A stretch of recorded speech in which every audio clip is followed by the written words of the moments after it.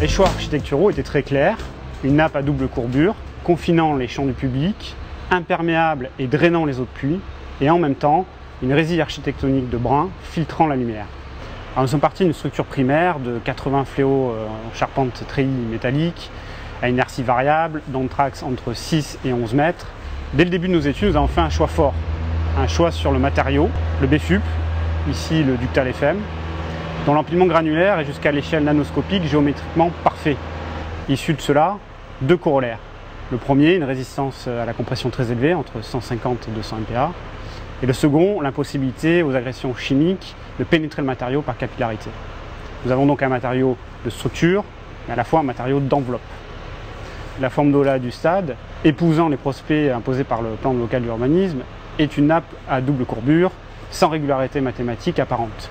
Nous avons donc proposé une résolution constructive, basée sur 3600 panneaux, à facettes triangulaires planes, tous différents, appuyés via leurs trois sommets et via des biellettes en inox sur la structure primaire, de manière indépendante et isostatique. Et tout cela en ayant une réflexion fine sur les invariants géométriques, c'est-à-dire que nous avons figé les angles au sommet des triangles. Nous avons donc 3600 panneaux en tout et 18 moules de préfabrication.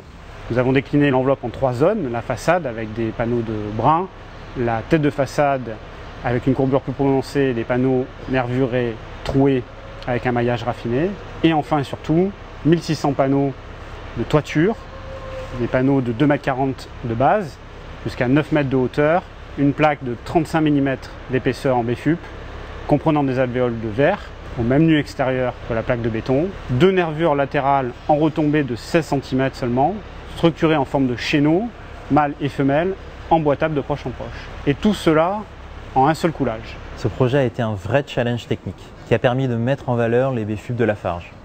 Nous avons utilisé ici du ductal fibre métallique dont les propriétés ont été optimisées grâce à une caractérisation fine du comportement mécanique. En deux mots, l'utilisation d'éléments minces de 35 mm dans le projet est favorable à l'orientation des fibres et de nouvelles méthodes dites d'analyse inverse ont permis de bien prendre en compte ce phénomène.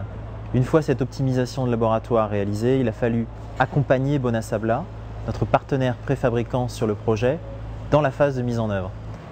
On est ici pour la première fois en France face au défi de l'industrialisation des BFUP avec plusieurs milliers de panneaux à réaliser. Concrètement, la matière fibrée doit s'écouler harmonieusement dans les moules pour reprendre les efforts avec une bonne orientation des fibres. Le process de coulage a dû être testé à plusieurs reprises via le prélèvement de pièces carottées dans les panneaux afin d'arriver à un optimum entre la performance du panneau et un mode d'introduction viable et robuste pour Bonasabla. Grâce à ce travail préliminaire de calage en fin du process, les conditions de mise en œuvre du produit sont quasiment uniformes.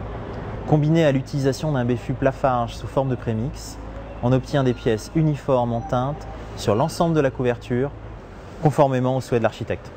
Cette conception innovante a été accompagnée d'une ATEX menée de concert avec le CSTB, et cela 1 an et demi avant la consultation des entreprises. Alors pour cela, nous avons torturé un prototype à échelle 1 avec une batterie de tests et d'essais en laboratoire. Donc fatigue au vent, 78 000 cycles de flexion, choc thermique, choc mou, choc dur, 50 cycles de gel-dégel simulant entre 30 et 50 ans de durée de vie de l'ouvrage, et tout cela ponctué d'essais en eau pour tester l'étanchéité. Nous avons concentré la complexité du projet en amont avec un savoir-faire local de haut niveau avec les entreprises Léon Gross, Lafarge, Bonasabla, et en cela cette conception est extrêmement durable, à la redistribution économique territorialisée et à l'impact environnemental responsable.